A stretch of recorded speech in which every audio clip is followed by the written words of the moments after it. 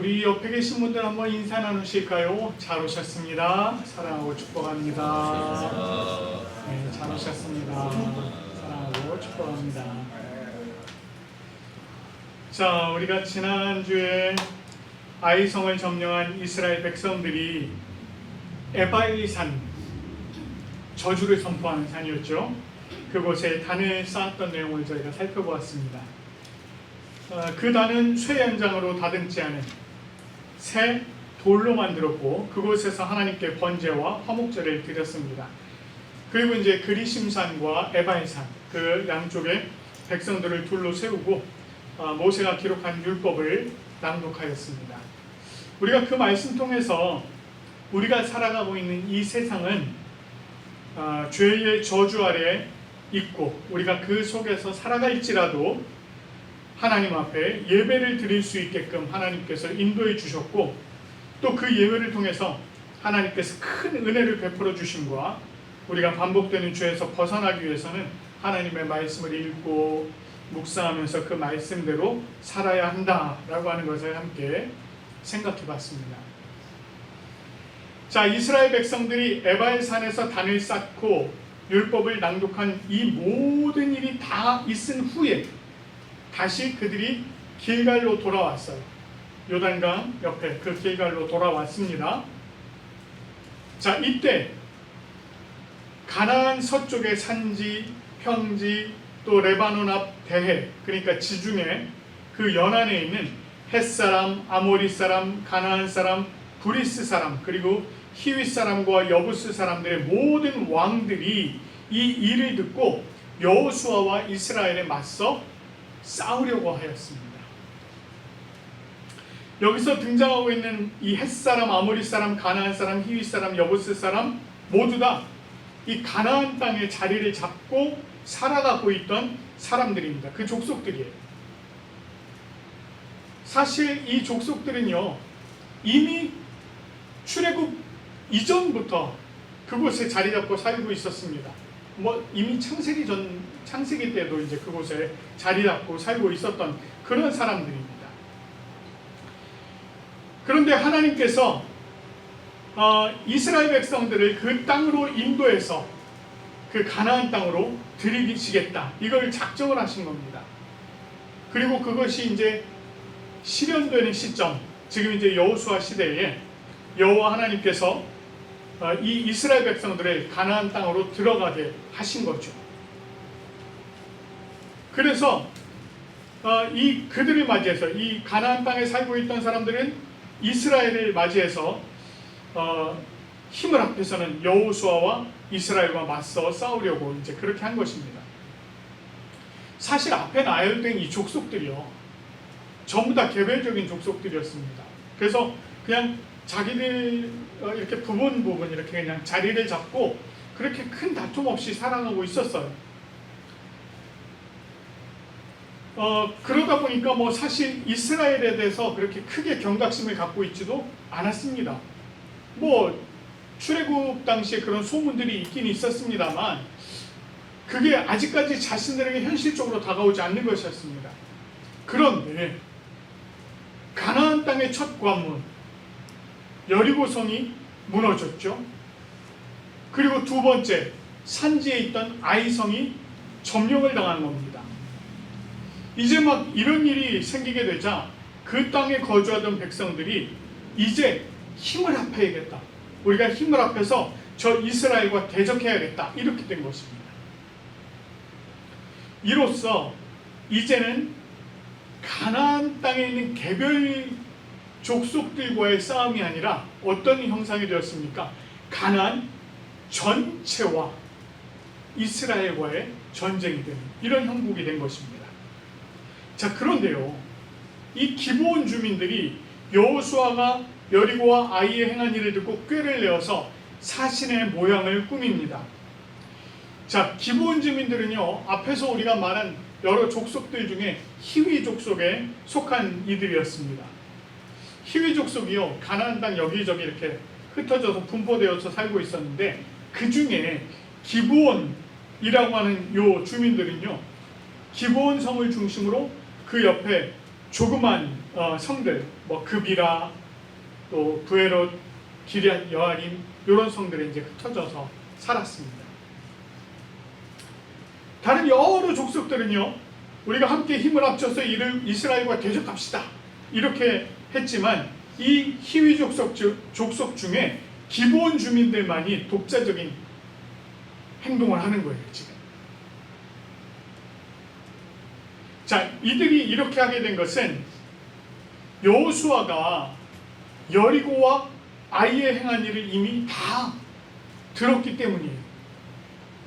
물론 다른 족속들도 들었겠죠. 그런데 이 기브온 족속들은 그것을 다 듣고 조금 이제 마음에 어떤 변화가 있었던 거죠. 우리가 이전에 살펴본 것처럼 여리고와 아이성을 공격하면서 그 성을 점령하면서 이스라엘 백성들이 여리고 성과 아이성에 행했던 일이 있죠. 헤렘, 진멸, 살아있는 모든 것들을 다 진멸시켜버리는 그런 헤렘이 있었던 것을 이 기브온 주민들이 다 들은 겁니다. 가나안 땅에서 가장 강했던 성 여리고, 그리고 산지에 있던 아이성, 이것이 모두 다 진멸당하는 그런 사건은 이 작은 성에 불과한 이 기브온의 입장에서는요, 이게 아무리 계산해봐도 승산이 없다 이렇게 된 겁니다. 그렇기 때문에 여호수아와 이스라엘에 대적해서 전쟁을 하느니 차라리 화친을 맺는 것이 살아남을 길이다, 이거를 딱 깨달은 겁니다. 그래서 결국 그들은 사신의 모양을 꾸미게 되는데 어떻게 꾸미는지 보십시오. 헤어진 전대, 헤어지고 찢어진 신발, 기운 가죽 포도주 부대, 발에는 낡아서 기운 신, 낡은 옷, 다 마르고 곰팡이 쓴 떡, 이런 것들을 준비합니다. 여기서 묘사된 요 내용들을 한번 여러분 머릿속에 상상 한번 해보세요. 이게 행색이 사신의 행색이 아니라 이건 그짓골이죠. 네. 말이 아닙니다. 그런데 이 사람들이 이렇게 준비한 이유가 있었어요. 우리가 6절에서 보면 그 사람들이 길갈에 도착해서는 뭐라고 얘기합니까? 이렇게 얘기합니다. 우리가 먼 곳에서 왔습니다. 먼 나라에서 왔습니다. 이렇게 얘기하는 거예요. 그러면서 이제 우리와 조약을 맺읍시다 이렇게 얘기해요.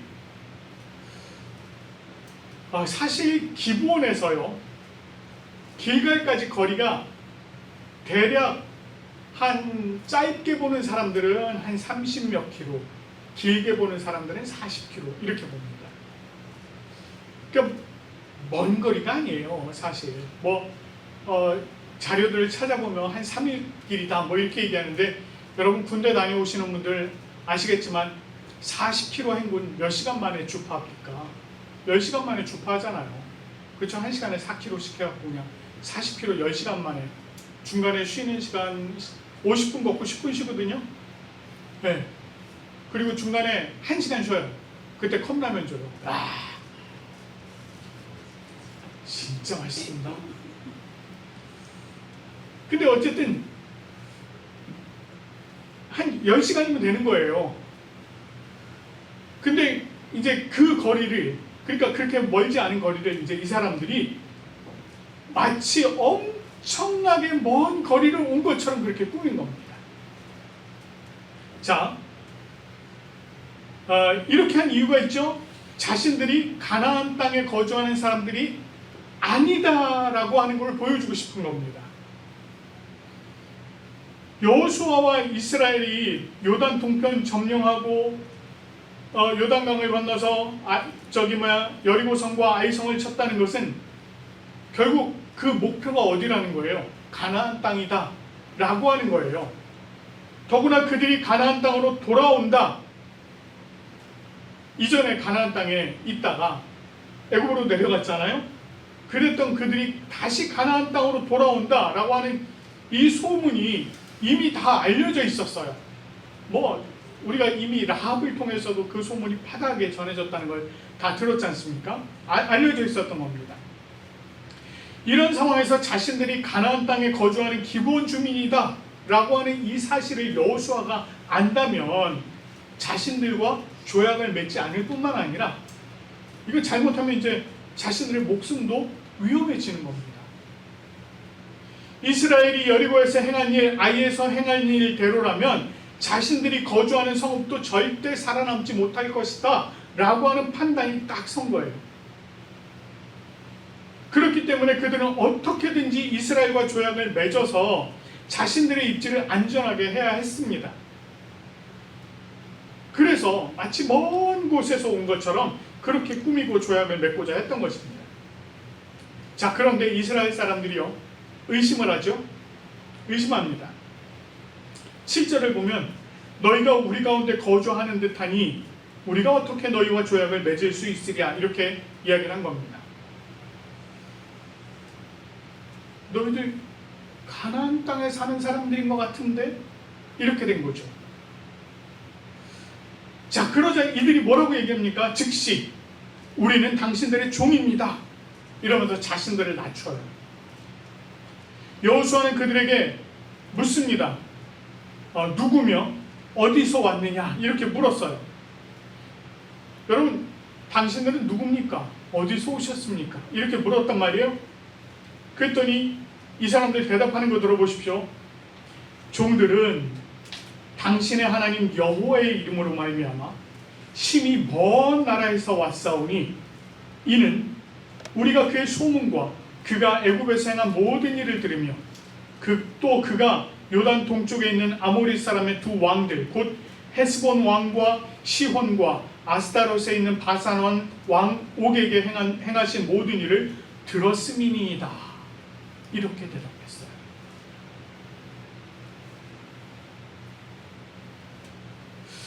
그들은 여호수아의 질문인 너희는 누구이며 어디서 왔느냐 라고 하는 이 질문에 대해서요, 우리가 누구이며 어디서 왔습니다 라고 정확하게 대답하지 않아요. 정확한 대답을 하지 않습니다. 그들은 자신들이 누구인지 그 정체를 숨긴 채 그저 먼 나라에서 왔습니다 이렇게 대답만 할 뿐이에요. 그런데 여기 이 사람들이 참 머리가 좋은 게요, 상대를 꼬실 줄을 알아요. 거기에 뭐라고 얘기하느냐면 여호와의 이름으로 말미암아 이렇게 얘기합니다.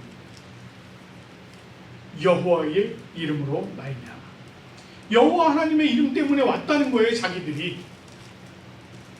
그들은 여호와의 소문을 들었고 여호와가 애굽에서 행한 일을 들었으며 요단 동쪽의 두 왕들에게 했던 일들도 다 들었습니다 이렇게 얘기를 하고 있어요. 이들이 여호와의 이름을 말한 게 왜 그랬어요? 환심을 사기 위해서. 이건 환심을 사기 위한 것입니다. 여러분, 라합의 경우 여호와 하나님이 행한 모든 일을 듣고 그 이름을 두려워했습니다. 그리고 하나님의 백성이 되고자 하는 마음이 그 라합의 마음속에 있었어요. 그러나 기브온 사람들은 그렇지 않았습니다. 그들은 이스라엘이 믿고 따르는 신인 여호와의 이름을 말하면 경계심이 풀릴 것이다 라고 하는 그런 계산이 있었던 것입니다. 여러분, 이런 일들 참 많잖아요. 이 대화의 기법 중에 하나거든요. 상대방이 가지고 있는 관심사, 그거를 가지고 접근하는 거. 특히나 이 종교적인 이런 쪽은 이게 더해요. 그래서 교회 다니시는 분들, 교회 얘기하면은요, 이게 그냥 확 풀어집니다. 경계심이 확 풀어져요. 이런 일들이 참 많이 있습니다. 자, 이렇게 하고는 장로들과 주민들이 여행할 양식을 들려서 이스라엘을 만나 우리는 당신들의 종이니 이제 우리와 조약을 맺읍시다 라고 하도록 그렇게 했다는 겁니다. 그러면서 자기들이 얼마나 먼 거리를 왔는지 꾸며낸 얘기를 해요. 떡은 출발할 때 뜨거운 거, 간 만들어서 막 뜨거운 거를 가지고 출발을 했는데 모두 말랐고 곰팡이가 슬었다는 것입니다. 포도주 가죽보다도 우리가 새 것을 들고 왔는데 이것이 오는 동안에 찢어져서 이것도 이렇게 깊고 막 이랬다는 거예요. 옷도 그렇고 신도 그렇고 여행하는 중에 모두 다 낡아졌다는 것입니다. 이 정도로 여행을 하려면 도대체 얼마나 며칠이나 여행을 해야 이 포도주 새 가죽 부대가 낡은 걸 이렇게 깊고 이렇게 될까요? 아무튼 그랬다는 겁니다. 그들은 여호와의 이름을 들먹이면서 자신들이 먼 곳에서 왔다는 것만 말할 뿐 누구인지 어디서 왔는지 감춥니다. 그럴듯한 말로 자신들을 의심하지 않도록 최선을 다하고 있는 겁니다. 그러자 이스라엘 무리가요 그 양식을 취하였습니다. 여기서 지금 양식을 취하였다라고 하는 말은 받았다는 말입니다. 기브온 사람들이 보여주는 그 말라버리고 곰팡이가 난 빵을 받았어요. 그리고 그것을 이리저리 살펴본 것입니다. 그들의 말이 사실인지 아닌지 확인을 해보고자 했던 거죠. 그리고는 여호수아는 곧 그들과 화친하여 그들을 살리리라라고 하는 조약을 맺고 회중 족장들이 그들에게 맹세하였습니다.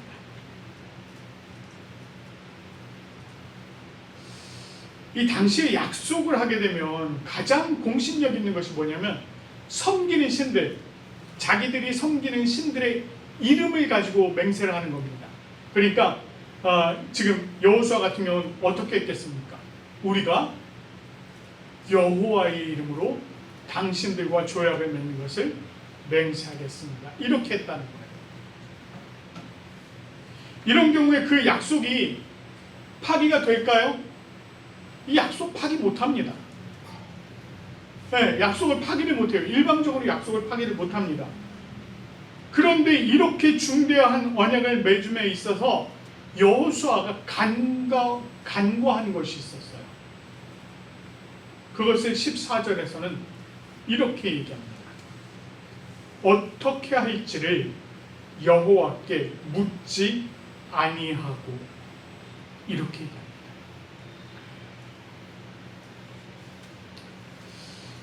우리가 이미요 아이성을 1차로 치려했을 때에 그들이 정탐꾼의 말을 듣고 결정해버린 사건 기억하시죠? 그때도 그들이 여호와 하나님 앞에 묻지 않았던 것을 우리가 지적한 바가 있습니다. 그때도 여호와 하나님께 묻지 않고요 그저 정탐꾼들의 이야기를 듣고 섣불리 행동을 했던 거예요. 그런데 이번에 또 이런 일이 벌어진 겁니다. 이번에는요 성경에 대놓고 뭐라고 기록을 하고 있냐면 어떻게 할지 여호와께 묻지 아니하고 라고 아예 그냥 대놓고 그냥 쓰고 있어요. 이것은 여호수아와 그의 족장들이 얼마나 성급하게 그 사람들의 말만 듣고 행동했는지를 보여주는 그런 대목입니다. 여러분 이때 당시에 제사장이 있었을까요? 없었을까요? 대제사장 있었습니다. 엘르아살이라고 하는 대제사장이 있었어요. 여러분 대제사장이 그 옷에 뭐가 있습니까? 옷 앞에 흉패가 있고요 그 앞에 주머니가 하나 있습니다. 그리고 그 주머니에 무엇이 들어있느냐면 우림과 둠림이라고 하는 돌이 들어있어요. 그러면 예를 들어서 여호수아가 하나님 우리가 이들과 화평을 맺어야 될까요? 화친을 맺어야 될까요? 말아야 될까요? 물으면 이 대제사장이요 그 문제를 가지고 여호와 앞에 기도하고 돌을 이제 둘 중에 하나를 선택해서 꺼내는 겁니다. 소위 말하면 제비뽑기예요. 그렇게 딱 꺼냈을 때 이것이 긍정적인 답을 하는 돌이라면 하면 돼요. 그런데 긍정적인 답이 아니라 부정적인 답을 내는 돌이 나왔다. 그러면 어떻게 해야 돼요? 안 하면 돼요. 안 하면 됩니다. 그런데 지금 여호수아 어떻게 했습니까? 그 대제사장에게 물어봤어요? 안 물어봤어요. 안 물어봤어요. 그렇게 하면 어떻게 해요? 자기 마음대로 그냥 화친을 맺어버립니다. 하나님께 맹세하라.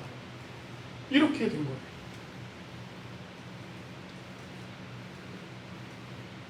자, 그 결과가 어떻게 되는지 아십니까? 이 결과가요, 참 안타까워요.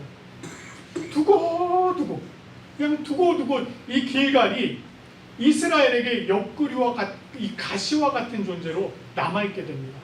뭔 일만 있으면 찌르는 거예요, 자꾸. 그렇게 돼버린 것입니다. 자, 오늘 우리가 이 말씀 보면서 두 가지를 좀 생각해 볼 수가 있습니다. 두 가지. 자, 첫 번째, 우리를 시험하고 넘어뜨리려고 하는 자들이요, 때때로 선한 모습으로 다가오기도 한다는 것입니다. 여러분, 이 본문의 기브온 주민들이 그랬던 것처럼 여호와의 이름을 말하면서 자신들의 종이다, 저희는 여러분의 종입니다, 이러면서 접근하라는 거예요. 그들은 가문이슬로 실체를 감추고요, 모호한 모습으로 다가옵니다. 아까도 말씀드렸죠. 우리 부산식으로 하면 이런 거죠. 누구세요? 어디서 오셨어요? 이런 거죠. 물어보면 답을 해야 되는데 답을 어떻게 해요? 정확하게 답을 안 하고 모호하게 그냥 그러고 그냥 넘어가는 겁니다. 이런 거 조심하라는 거예요. 그들은 자신들이 목표한 것을 이루기 위해서 자신을 철저하게 감춥니다. 제가 이전에 신천지에 대해서 말씀드린 적 있죠? 기억하실 거예요. 교회에 침투해서요, 온갖 좋은 일 다 합니다. 막 환심을 사요. 그렇게 한 후에는 결국은 어떻게 해요? 교회를 집어삼켜버립니다. 이런 일들이 얼마나 많은데, 굉장히 심각했거든요. 그 얼마나 교회에서 잘했느냐면 뭐 목사님한테도 잘하고 성도들한테도 너무 잘하고 막, 그래서 막 야, 이 사람은 정말 교회 일꾼이다 이랬는데 나중에 알고 봤더니 신천지였다. 막 이런 일들이 막 많았습니다. 최근 제가 이번 주에 본 뉴스예요. 이번 주 최근 본 뉴스 중에 이 청년들을 끌어모으기 위해서 온갖 사회적인 활동을 합니다. 무슨 게임도 하고 무슨 심리 상담도 해준다고 하고 이제 이런 막 활동들을 해요. 근데 거기 이제 기자가 하나가 잠입을 한 겁니다. 잠입을 해서 보니까 뭐예요? 신천지였던 거예요. 그러니까 그때도 자기네가 신천지라고 얘기를 할까요? 안 할까요? 얘기 안 해요. 절대로 안 합니다. 그냥 청년들 모임을 하는 거야. 막 게임도 하고 막 노래도 하고 막 그러다가 아유 여러분들 강사 같은 사람 하나 나왔고, 아유 여러분들 잘 오셨습니다. 여러분들 생활에 막 찌들고 많이 힘드시죠? 그런 여러분들을 위해서 우리가 좋은 시간들을 준비했습니다. 여러분들 고민 있으시면 우리 1대1로 상담해 주실 분들이 계시니까 여러분들 상담하십시오. 누구일까요? 신천지로 포섭하는 자들, 이런 사람들. 우리가요, 예수 그리스도를 믿고 살아가는데 우리를 방해하는 이런 일들이 굉장히 많다는 거예요. 정말 많습니다. 그런데 그 중에는 양의 탈을 쓰고 접근하는 이들도 많다는 거예요. 그래서 우리가 어떻게 해야 된다? 조심해야 돼요. 정말 조심해야 됩니다. 자, 두 번째, 신앙생활을 함에 있어서 우리가 하나님과 늘 교통하는 것, 그러니까 하나님과 대화를 나누는 것이 얼마나 중요한가 하는 것입니다. 우리가요, 이 하나님께 묻는 일에 참 소홀해요. 그런 경우가 너무나도 많습니다.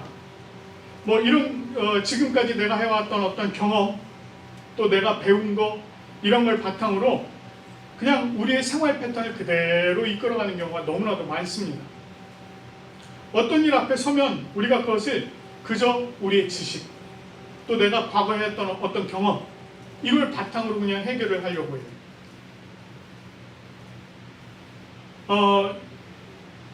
경험적으로 분석하고 과거의 데이터를 기반으로 하는 그런 판단을 내리려고 합니다. 그런데 그런 모든 일들이 다 그렇게만 해답을 내릴 수 있을까요?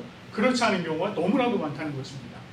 여러분, 요즘 이제 시대가 막 바뀌면서 요즘 가장 화두가 되고 있는 게 뭐죠?